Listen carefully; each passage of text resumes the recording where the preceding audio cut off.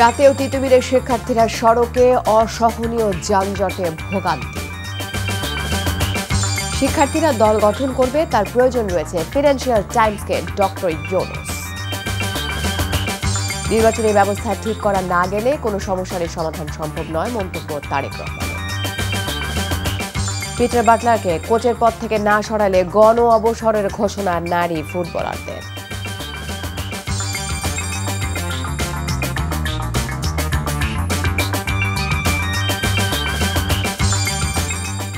আসসালামু আলাইকুম, তাসরিমা নাহিদ আমন্ত্রণ জানাচ্ছি এনটিভির মধ্যরাতের খবরে। ক্রাউন সিমেন্ট শিরোনাম দেখছিলেন, জানাবো পুরো খবর। রাতেও তিতুমির কলেজের শিক্ষার্থীরা সড়কেই অবস্থান করছে। বিশ্ববিদ্যালয় সহ 7 দফা দাবিতে সড়ক অবরোধ করে বিক্ষোভ কর্মসূচি পালন করছে তারা।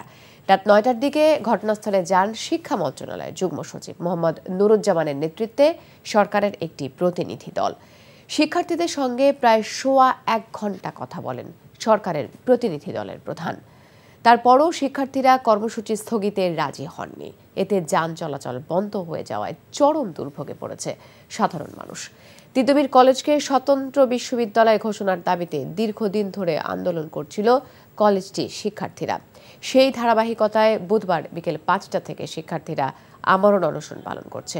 অনশনের 20 ঘন্টা পার হলেও দাবিতে কর্তৃপক্ষ কর্ণপাত না করায় বিক্ষুব্ধ হয়ে ওঠেন তারা।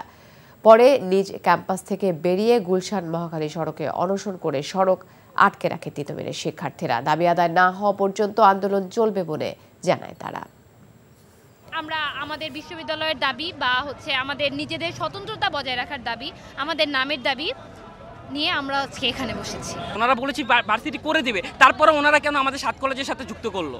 এটাই হলো, অর্থাৎ প্রশাসন দ্বিচারিতা করছে এখানে। আমরা যদি জনদুর্ভোগ না করি ওনারা সাড়া দেয় না, এই কারণে আমরা আজকে রাস্তায় নামতে বাধ্য হয়েছি। তিতুমিরকে স্বতন্ত্র বিশ্ববিদ্যালয় হিসেবে ঘোষণা করা। 6 কলেজ তাদের কেন্দ্রীয় বিশ্ববিদ্যালয়ের জন্য আন্দোলন করতেছেন এবং আমরা তাদের আন্দোলনকে সাধুবাদ জানাই। তিতুমির কলেজের সাথে তাদের কোনো সাংঘর্ষিক অবস্থান নেই। তারা তাদের আন্দোলনে আছেন, আমরা আমাদের আন্দোলনে আছি। শিক্ষার্থীরা দল গঠন করবে বলে জানিয়েছেন অন্তর্বর্তী সরকারের প্রধান উপদেষ্টা ডক্টর মোহাম্মদ ইউনুস। ব্রিটিশ সংবাদ মাধ্যম ফিনান্সিয়াল টাইমসের একটি পডকাস্টে একথা জানান তিনি। সংবাদ মাধ্যমটির প্রধান বৈদেশিক বিষয়ক ভাষ্যকার গিডেন র্যাচম্যানের উপস্থাপনায় পডকাস্টে প্রধান উপদেষ্টা বলেন, শিক্ষার্থীদের নিজেদের রাজনৈতিক আখের গোছানোর ব্যক্তিগত আকাঙ্ক্ষা নেই। পরিস্থিতির কারণে তারা রাজনীতিতে যুক্ত হয়ে দল গঠন করছে। এটি করা দরকার বলেও মন্তব্য করেন নোবেল বিজয়ী অর্থনীতিবিদ ডক্টর ইউনুস। তিনি বলেন, শিক্ষার্থীরা রক্ত দিয়ে যা অর্জন করেছে তাদেরকেই তা রক্ষা করতে হবে। অন্যথায় শিক্ষার্থীদের অর্জন এমন সব ব্যক্তিদের দখল করবে যারা বিগত প্রশাসনের মতো সবকিছুর পুনরাবৃত্তি ঘটানোর সুযোগ খুঁজছে। এরই পরিপ্রেক্ষিতে শিক্ষার্থীদের একটি সুযোগ দেওয়া উচিত বলেও মন্তব্য করেন ডক্টর ইউনুস। বর্তমান সরকারের ছাত্র উপদেষ্টারা ভালো করছে বলেও মন্তব্য করেন তিনি। বিশ্ব অর্থনৈতিক ফোরামের বার্ষিক সম্মেলন উপলক্ষে সুইজারল্যান্ডের দাভোসে সফরের সময় র্যাচম্যান রিভিউ নামের ওই পডকাস্টের স্ক্রিপ্ট বৃহস্পতিবার প্রকাশ করে ফিনান্সিয়াল টাইমস। উপদেষ্টা পদ থেকে পদত্যাগ করে শিক্ষার্থীদের সম্ভাব্য রাজনৈতিক দলে যোগ দেবার বিষয়ে এখনো কোনো সিদ্ধান্ত হয়নি বলে জানিয়েছেন তথ্য ও সম্প্রচার উপদেষ্টা নাহিদ ইসলাম। রাজধানীর তথ্য ভবনে এক অনুষ্ঠান শেষে এসব কথা বলেন তিনি। গেল 15 বছরের কার্যক্রম বিবেচনায় আওয়ামী লীগের রাজনীতি করার সুযোগ নেই, তবে নিষিদ্ধ করা আইনি ও রাজনৈতিক সিদ্ধান্তের বিষয় বলেও জানান উপদেষ্টা। বলেন, সরকার সকল প্রস্তুতি নিয়ে রাখলেও বিএনপি আরও সময় নেয় জুলাই ঘোষণাপত্র দিতে দেরি হচ্ছে। রিপোর্টে জানাচ্ছেন রোকন উদ্দিন। জুলাই গণ অভ্যুত্থানে শহীদ সাংবাদিক পরিবার সহ আহত, অসুস্থ ও অসচ্ছল সাংবাদিকদের অনুদান প্রদান এবং সাংবাদিকদের সন্তানদের মধ্যে বৃত্তির চেক বিতরণে আয়োজন করা হয় এই অনুষ্ঠান। সব মিলিয়ে 127 জনকে দেওয়া হয় আর্থিক সহায়তা। সেখানে রাখা বক্তব্যে তথ্য উপদেষ্টা বলেন, গণমাধ্যম সহ যে কোনো পেশাজীবীর মধ্য থেকে এখনও ফ্যাসিবাদের দোসররা সক্রিয় হবার চেষ্টা করলে সরকার কঠোর হবে। আর গণহত্যার হুকুমের আসামি হিসেবে শেখ হাসিনার অবশ্যই বিচার করা হবে বলেও জানান তিনি। অনুষ্ঠান শেষে সাংবাদিকদের প্রশ্ন ছিল উপদেষ্টা পরিষদ থেকে তার পদত্যাগ ও ছাত্রদের নিয়ে রাজনৈতিক দল গঠন প্রসঙ্গে। রাজনৈতিক দলে অংশগ্রহণ করার মতো পরিস্থিতি হইলে আমরা সেটা সরকার ছাড়ার সিদ্ধান্ত নিলে আমরা এটা আনুষ্ঠানিকভাবে বলবো। সেরকম কোনো সিদ্ধান্ত এখন পর্যন্ত আমার জায়গা থেকে বা আসিফের জায়গা থেকে আমি যতটুকু জানি যে এরকম হয়নি। তো এই আলাপটা আসছিল যখন আসলে কিছু রাজনৈতিক দল থেকে বলা হচ্ছিল যে সরকারের থেকে রাজনৈতিক দলে অংশগ্রহণ, তখন আমি বলেছিলাম যে কথার প্রেক্ষিতে যে নতুন রাজনৈতিক দল হোক বা অন্য কোনো রাজনৈতিক দল হলুক, আমরা সরকারে থাকা অবস্থায় সেটার সাথে সংশ্লিষ্ট হব না। আমি মনে করি যে উৎসটা তারা পরিষ্কার করেনি, সেক্ষেত্রে আরেকটু দায়িত্বশীলভাবে এটা প্রচার করা উচিত ছিল। প্রশ্ন ছিল দল হিসেবে আওয়ামী লীগকে নিষিদ্ধে অন্তর্বর্তী সরকারের চিন্তা আছে কিনা। এটি একই সাথে এটি কেবল আইনগত সিদ্ধান্ত না, একটা রাজনৈতিক সিদ্ধান্ত।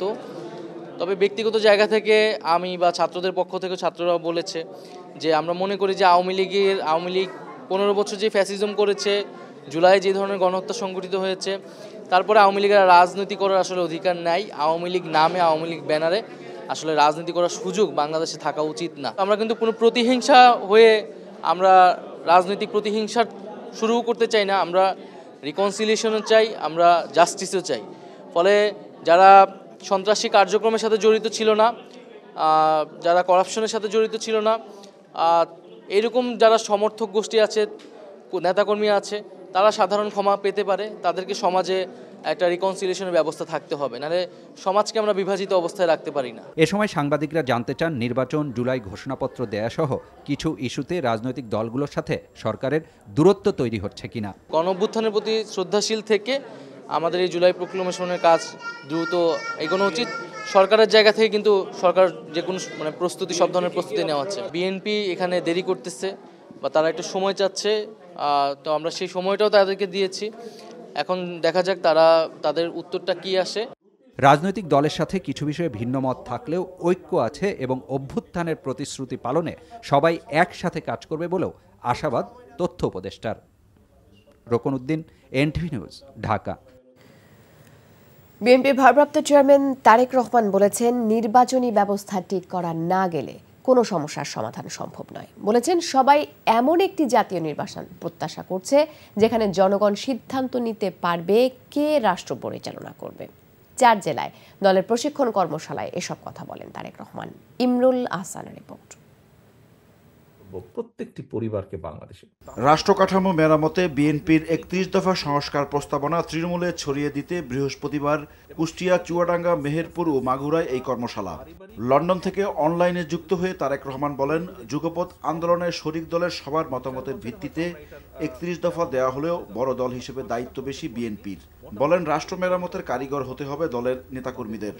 এই যে সংস্কার প্রস্তাব এখন অনেকেই দিচ্ছে, অনেকেই বলছে, যারাই বর্তমানে গত 2 মাস, 3 মাস, 6 মাস এর ভিতরে যারা সংস্কারের কথা বলেছেন, এমন সরকারও এই যে অন্তর্বর্তীকালীন সংস্কারের কথা বলছে, প্রত্যেককে আমাদের ধন্যবাদ দেওয়া উচিত। কারণ এই সংস্কারের কথা আমরা 2 বছর আগে বলেছি। 31 দফাতে আমরা যা যা বলেছি কম বেশি কিন্তু এখন আমরা পত্রপত্রিকায় দেখি সংস্কার যে কমিশন করেছে, সরকার যে কমিশন করেছে, সেই কমিশন যেসব বিষয়ে জমা দিয়েছে রিপোর্ট, কম বেশি আমাদের কথায়। স্বাভাবিক, তারা একটু, সরকার তো একটু এদিক ওদিক বলতে চাইবেই তারা, কিন্তু মূল বিষয় আমাদের বাইরে তারা যেতে পারছে না। মানুষের নিত্যদিনের সমস্যা জিইয়ে রেখে কোনো সংস্কার কার্যক্রমই ফলপ্রসূ হবে না বলে মন্তব্য করেন তারেক রহমান। তিনি বলেন, সুষ্ঠু নির্বাচনী ব্যবস্থা গড়ে তুলতে পারলে ধীরে ধীরে সমাধান হবে সব সমস্যার। আপনি জনগণকে সুন্দর বলবেন, এই করব, দ্বিকক্ষ বিশিষ্ট সংসদ করব, একজন ব্যক্তি 2 বারের বেশি প্রধানমন্ত্রী হতে পারবে না, আমরা জবাবদিহিতা নিশ্চিত করব। দিন শেষে তো পাবলিক জিজ্ঞেস করবে, বুঝলাম সব কথা, তুমি আমার দ্রব্যমূল্যের কি করবা? দিন শেষে পাবলিক আপনাকে জিজ্ঞেস করবে, ভোট তো চাইবা, কিন্তু ভোট পাবার পরে তুমি আমার শিক্ষা ব্যবস্থা কি করবা, স্বাস্থ্যের কি করবা? আমরা যত যাই করি, আমরা যদি দেশে সমাজে জবাবদিহিতা, নির্বাচনী ব্যবস্থাকে যদি আমরা তৈরি করতে না পারি, কোনোভাবেই আমরা কোনো সমস্যার সমাধান করতে পারবো না। আমরা একটি নির্বাচন প্রত্যাশা করছি, যেই নির্বাচনে জনগণ সিদ্ধান্ত নেবে কে জনগণের দেখভাল করবে। সব প্রতিষ্ঠান ধ্বংস করে ফ্যাসিবাদী শক্তি জোর করে ক্ষমতায় টিকেছিল বলে মন্তব্য করেন তারেক রহমান। গত 15 বছরে যারা অস্ত্রের জোরে ক্ষমতা দখল করে রেখেছিল, যারা জনগণের অভ্যুত্থানের কারণে 5 তারিখে পালিয়ে গিয়েছে এই দেশ থেকে, তারা দেশটাকে ভেঙে চুরে দিয়েছে। আমরা জানতাম স্বৈরাচারের পতন হবে, হয়তো একদম 5 তারিখ না 6 তারিখ বা 4 তারিখ, হয়তো একদম একিউরেট ডেট আমরা জানতাম না, কিন্তু জানতাম স্বৈরাচারের পতন হবে। সেই বিশ্বাস থেকে আমরা দেশের সামনে, দেশের মানুষের সামনে আমরা এই 31 দফা উপস্থাপন করেছি, কারণ দেশ পুনর্গঠন করতে হবে। তারেক রহমান বলেন, সাধারণ মানুষ বিশ্বাস করে বিএনপির হাত ধরেই সামনে ভালো কিছু হবে। এই জন্য ইমরুল হাসান, এনটিভি নিউজ, ঢাকা। জামায়াতে ইসলামের আমির ডক্টর শফিকুর রহমান বলেছেন, তাড়াহুড়ো নয়, সুষ্ঠু ও গ্রহণযোগ্য নির্বাচনের জন্য প্রয়োজনীয় সংস্কার স্বার্থে অন্তর্বর্তী সরকারকে সময় দেয়া হবে। বৃহস্পতিবার বিকেলে জয়পুরহাট সার্কিট হাউস মাঠে জেলা জামায়াতের কর্মী সম্মেলনে প্রধান অতিথির বক্তব্যে তিনি কথা বলেন। শফিকুর রহমান বলেন, জামায়াতের কোনো নেতাকর্মী কারো সম্পদ লুণ্ঠন করেনি, কারো কাছে চাঁদাও দাবি করেনি। বৈষম্যহীন ও মানবিক বাংলাদেশ গড়ার আশাবাদ ব্যক্ত করেন জামায়াত আমির। তিনি বলেন, মানবতা বিরোধী অপরাধের দায়ে শেখ হাসিনা এবং তার দোসরদের বিচারের কাঠগড়ায় দাঁড়াতে হবে। জয়পুরহাট জেলা জামায়াতের আমির ফজলুর রহমানের সভাপতিত্বে সম্মেলনে দলের কেন্দ্রীয় স্থানীয় নেতারা উপস্থিত ছিলেন। একটা মানবিক বাংলাদেশ তারা দেখতে চায়, একটা করাপশন কি দুর্নীতিমুক্ত বাংলাদেশ দেখতে চায়, বাংলাদেশে আবার দুঃশাসন ফিরে না আসুক তা তারা দেখতে চায়। এই সরকারকে আমরা যৌক্তিক সময় দিতে চাই প্রয়োজনীয় সংস্কার সাধনের জন্য। তাড়াহুড়া করে আমরা নিজেরাও ক্ষমতায় যেতে চাই না, কেউ তাড়াহুড়া করে ক্ষমতায় যাক সেটাও আমরা চাই। নির্বাহী বিভাগের আজ্ঞাবহ না হয়ে নির্বাচন কমিশন যাতে স্বাধীনভাবে কাজ করতে পারে সেই লক্ষ্যে আইনগত সংস্কার করা হচ্ছে বলে জানান নির্বাচন ব্যবস্থা সংস্কার কমিশনের প্রধান বদিউল আলম মজুমদার। শুধু ফ্যাসিবাদের অবসান নয়, জন আকাঙ্ক্ষা বাস্তবায়ন রাজনৈতিক দলগুলোর সদিচ্ছার প্রয়োজন বলে জানান তিনি। তবে সংস্কারকে চলমান প্রক্রিয়া উল্লেখ করে যাতে দীর্ঘসূত্রিতা তৈরি না হয় সেদিকে নজর দেবার আহ্বান জানান আলোচকরা। রাজধানীতে নির্বাচন ও সংস্কার নিয়ে আয়োজিত এক আলোচনা সভায় এসব কথা উঠে আসে। বিস্তারিত ইফতেখার রেজার রিপোর্টে।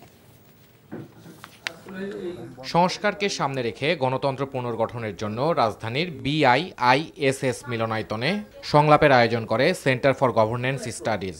আসলে আমরা সংস্কার বলছি। নির্বাচন ব্যবস্থা সংস্কার কমিশনের প্রধান বদিউল আলম মজুমদার বলেন, শুধু ফ্যাসিবাদের অবসান নয়, জন আকাঙ্ক্ষা বাস্তবায়নের জন্য গভীর সংস্কারের প্রয়োজন। সঠিকভাবে নিয়োগ হলেও যদি আইন কানুন বিধিবিধান যদি সঠিক না হয়, যদি সহায়ক না হয়, তাহলে কিন্তু যেই সঠিক ব্যক্তিদেরকে নিয়োগ দিলেও কিন্তু তারা পক্ষপাতদুষ্টতার ঊর্ধ্বে উঠে তারা কাজ করতে পারবে না। তো এই জন্য নির্বাচন পদ্ধতি সংস্কার কমিশনের পক্ষে অনেকগুলো আইন কানুনের আমরা পরিবর্তনের এবং নূতন আইনের খসড়া তৈরি করেছি। তবে নারীদের জন্য সংসদে কোটা সংরক্ষণকে বৈষম্য দূর করার অনুষঙ্গ বলে মনে করেন ডক্টর বদিউল আলম মজুমদার। বিএনপি চেয়ারপারসনের উপদেষ্টা জহিরুদ্দিন স্বপন মনে করেন, রাজনৈতিক দলগুলোর ঐক্যবদ্ধভাবে সিদ্ধান্ত গ্রহণ করতে না পারা গণতন্ত্রের পথে বড় চ্যালেঞ্জ। গণঅভ্যুত্থানের এই অন্তর্বর্তীকালীন সরকারের সকলকে নিয়ে পথ চলার যে বাধ্যবাধকতা, এই প্রশ্ন থেকে যারা সরে যাবেন তাদেরকে মনে হবে তারা জনগণকে খাটো করে দেখছেন। নির্বাচনকে স্থগিত রাখার পরামর্শ দিবেন, প্রকারান্তরে মনে হবে জনগণের চাইতে তারা বিচ্ছিন্ন বিক্ষিপ্ত একদল বুদ্ধিজীবী, কেবলমাত্র তারাই জনগণের জন্য ত্রাণকর্তা হিসেবে হাজির হবেন। তখন জনগণ ঘুম থেকে উঠে তাদেরকে অনুসরণ করবেন। এমন ধরনের মনোজগৎ অবচেতনভাবে আমাদের অনেক বুদ্ধিজীবীদের মধ্যেও কিন্তু কাজ করে। সংলাপে অন্যান্য বক্তারা বলেন, অর্থনৈতিক সংকটের মাঝে জনস্বার্থমূলক উদ্যোগ নিতে না পারলে ব্যর্থতার দায় নিয়ে যেতে হবে অন্তর্বর্তী সরকারকে। কিছু পদক্ষেপ না দিতে পারলে, সরকার যদি দেখাতে না পারে, তাহলে কিন্তু তাদেরকে সেই ব্যর্থতার দায় নিয়েই চলে যেতে হবে। কমিশন কোনোভাবেই কাজ করবে না যদি সরকার সেটাকে কাজ করতে দিতে না চায়। কিন্তু এই নির্বাচন কমিশন যদি 30, 40, 50 বছর ইন্ডিপেন্ডেন্টলি কাজ করে, তারপর কোনো একজন সরকার যদি সেটাকে ম্যানিপুলেট করার চেষ্টা করে, তখন সে ডেটারেন্ট হিসেবে কাজ করতে পারবে। সংস্কারকে গুরুত্ব দেওয়ার পাশাপাশি জনগণের ইচ্ছার প্রতিফলন বাস্তবায়নে দ্রুত নির্বাচন আয়োজন জরুরি বলে মনে করেন আলোচকরা। Iftekhar Reza, NTV news, Dhaka. বৈষম্য বিরোধী আন্দোলনে হামলা এবং একাধিক হত্যা মামলার আসামি সাবেক সমাজ কল্যাণ মন্ত্রী মোহাম্মদ নুরুজ্জামানকে গ্রেপ্তার করেছে পুলিশ। বৃহস্পতিবার রাতে রংপুর মহানগরীর সেন্ট্রাল রোডে তার ছোট ভাই ওয়াহিদুজ্জামান কনকের বাসা থেকে সাবেক মন্ত্রীকে গ্রেপ্তার করা হয়। রংপুরের পুলিশ কমিশনার মজিদ আলীর নেতৃত্বে শতাধিক পুলিশ অভিযানে অংশ নেয়। পুলিশ জানায়, রংপুরে একটি হত্যা মামলায় গ্রেপ্তার দেখানো হয়েছে সাবেক সমাজ কল্যাণ মন্ত্রীকে। এদিকে রাতে তাকে থানা থেকে মেডিকেল চেকআপের জন্য হাসপাতালে নেবার সময় বৈষম্য বিরোধী আন্দোলনের নেতাকর্মীদের তোপের মুখে পড়েন নুরুজ্জামান। তার বিরুদ্ধে বিভিন্ন স্লোগান দিতে থাকে শিক্ষার্থীরা। গত বছর ৫ আগস্টের পর থেকে সাবেক সমাজ কল্যাণ মন্ত্রী আত্মগোপনে ছিলেন। তাকে গ্রেপ্তারের দাবি জানিয়ে আসছিল বৈষম্য বিরোধী আন্দোলনের নেতাকর্মীরা। আইনশৃঙ্খলা রক্ষাকারী বাহিনীর দীর্ঘদিনের নজরদারির পর অবশেষে সাবেক মন্ত্রীকে গ্রেপ্তার করা হলো। বৃহস্পতিবার দেশের আকাশে কোথাও ১৪৪৬ হিজরি সনের পবিত্র শাবান মাসের চাঁদ দেখা যায়নি। তাই ১৪ ফেব্রুয়ারি দিবাগত রাতে পবিত্র শবে বরাত পালিত হবে। সন্ধ্যায় জাতীয় মসজিদ বায়তুল মোকাররম সভাকক্ষে জাতীয় চাঁদ দেখা কমিটির সভায় এই সিদ্ধান্ত হয়। সভায় সভাপতিত্ব করেন ধর্ম উপদেষ্টা ডক্টর আ.ফ.ম. খালিদ হোসেন। ধর্ম উপদেষ্টা বলেন, দেশের আকাশে আজ কোথাও শাবান মাসের চাঁদ দেখা যায়নি। ফলে আজ পবিত্র রজব মাস ৩০ দিন পূর্ণ হবে এবং আগামী ১ ফেব্রুয়ারি থেকে পবিত্র শাবান মাস গণনা করা হবে। আর তাই আগামী ১৪ ফেব্রুয়ারি দিবাগত রাতে পবিত্র শবে বরাত পালিত হবে। নারী ফুটবলারদের খবর। প্রধান কোচ পিটার বাটলারকে সরানোর দাবিতে অনড় বাংলাদেশ নারী ফুটবলাররা। এই ইংলিশ কোচের অধীনে ক্যাম্প করার জন্য বাফুফে চাপ দিলে গণ অবসরের ঘোষণা দিয়েছেন সিনিয়র খেলোয়াড়রা। তবে এ বিষয়ে কোনো মন্তব্য করতে চাননি ইংলিশ কোচ বাটলার। নারীদের ফুটবলারদের অভিযোগ খতিয়ে দেখতে 7 সদস্যের কমিটি গঠন করেছে বাফুফে। রিপোর্ট কুশল ইয়াসেরের।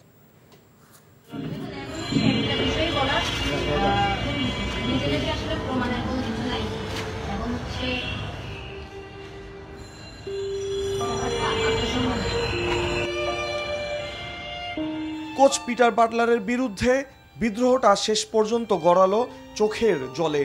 এই ইংলিশ কোচকে জাতীয় দল থেকে না সরালে গণ অবসরের হুমকি দিয়েছেন সাবিনারা।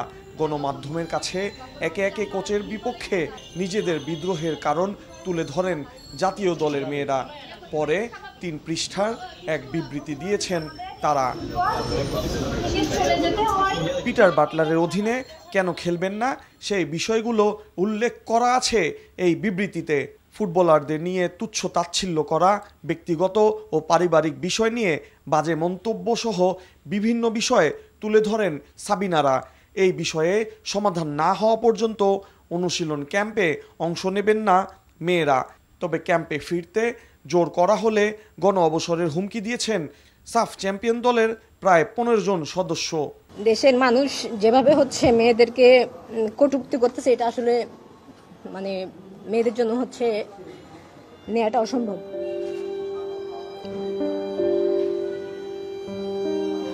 আমরা যেহেতু হচ্ছে ফেসবুকে অনেক অ্যাক্টিভ থাকি, কারণ আমাদের কাছে ফোন থাকে, আমরা ইতিমধ্যে অনেক নিউজ দেখছি এবং অনেক পত্রিকায় লেখালেখি হয়েছে, যেখানে প্রমাণ হয়ে গেছে যে আমরা আসলে দেশের জন্য কিছুই করতে পারি নাই।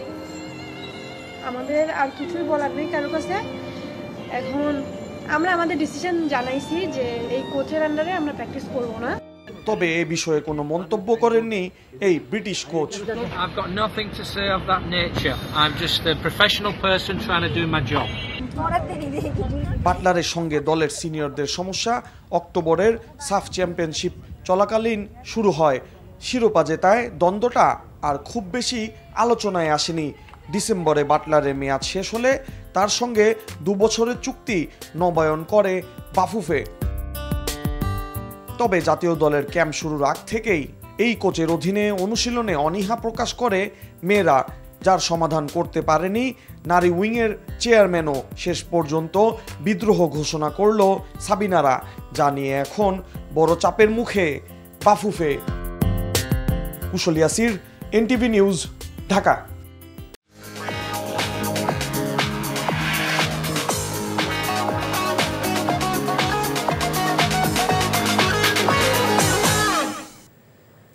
নগদ নিবেদিত অর্থনীতির খবর। তৃতীয় দফায় বাড়ানো হলো আয়কর রিটার্ন জমা দেবার সময়সীমা। বৃহস্পতিবার এই সিদ্ধান্তের কথা জানিয়েছে জাতীয় রাজস্ব বোর্ড এনবিআর।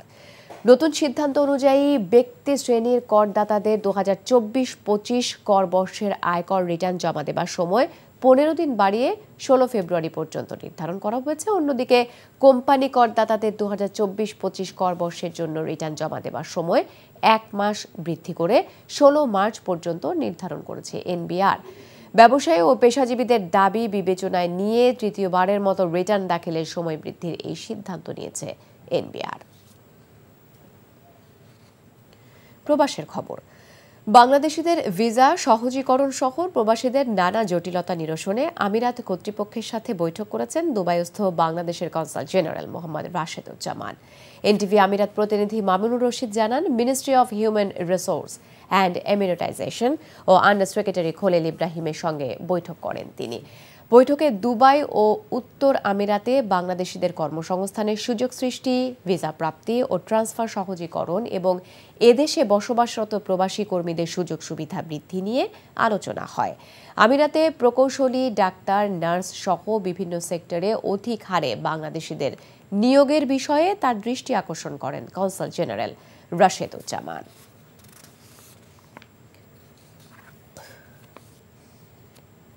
একত্রিশ দফা বাস্তবায়নের মাধ্যমে বাংলাদেশকে এগিয়ে নিতে নেতাকর্মীদের কাজ করার আহ্বান জানান সৌদি আরব বিএনপি নেতারা। শহীদ রাষ্ট্রপতি জিয়াউর রহমানের 89তম জন্মবার্ষিক উপলক্ষে সৌদি লক্ষ্মীপুর জেলা বিএনপির উদ্যোগে আলোচনা সভায় এ কথা বলেন তারা। লক্ষ্মীপুর জেলা বিএনপির প্রধান পৃষ্ঠপোষক আব্দুল্লাহ আল মামুনের সভাপতিত্বে সংগঠনের প্রধান উপদেষ্টা ফারুক আহমেদ চানের সঞ্চালনায় প্রধান অতিথি ছিলেন বিএনপির জাতীয় নির্বাহী কমিটির কুমিল্লা বিভাগের সহ সাংগঠনিক সম্পাদক মোহাম্মদ মোশতাক মিয়া। বিশেষ অতিথি ছিলেন রাজবাড়ী জেলা জাতীয়তাবাদী মহিলা দলের নেত্রী সোনিয়া আক্তার স্মৃতি, লক্ষ্মীপুর জেলা বিএনপির সাধারণ সম্পাদক ফারুক হোসেন পাটোয়ারি সহ অন্যরা। কোরআন হাদিস অনুযায়ী জীবন গঠনে কুয়েত প্রবাসীদের প্রতি আহ্বান জানান ইসলামী বক্তারা। এনটিভি কুয়েত প্রতিনিধি আলামিন সরকার জানান, কুয়েত আব্বাসিয়া অঞ্চলে মসজিদ বিলকিসে ব্যবসায়ীদের উদ্যোগে বাংলাদেশের কোরআন প্রশিক্ষণ কেন্দ্রের ব্যবস্থাপনায় মিরাজুন নবী সাল্লাল্লাহু আলাইহি ওয়াসাল্লাম মাহফিল অনুষ্ঠিত হয়। মাওলানা মিজানুর রহমানের পরিচালনায় অঞ্চল সভাপতি আব্দুল হালিম খানের সভাপতিত্বে প্রধান অতিথি হিসেবে আলোচনা করেন কুয়েত ধর্ম মন্ত্রণালয় খতিব মাওলানা আব্দুল আওয়াল। বিশেষ অতিথি ছিলেন ব্যবসায়ী আব্দুল খায়ের, হারুনুর রশিদ, শফিকুর রহমান সহ আরও অনেকেই।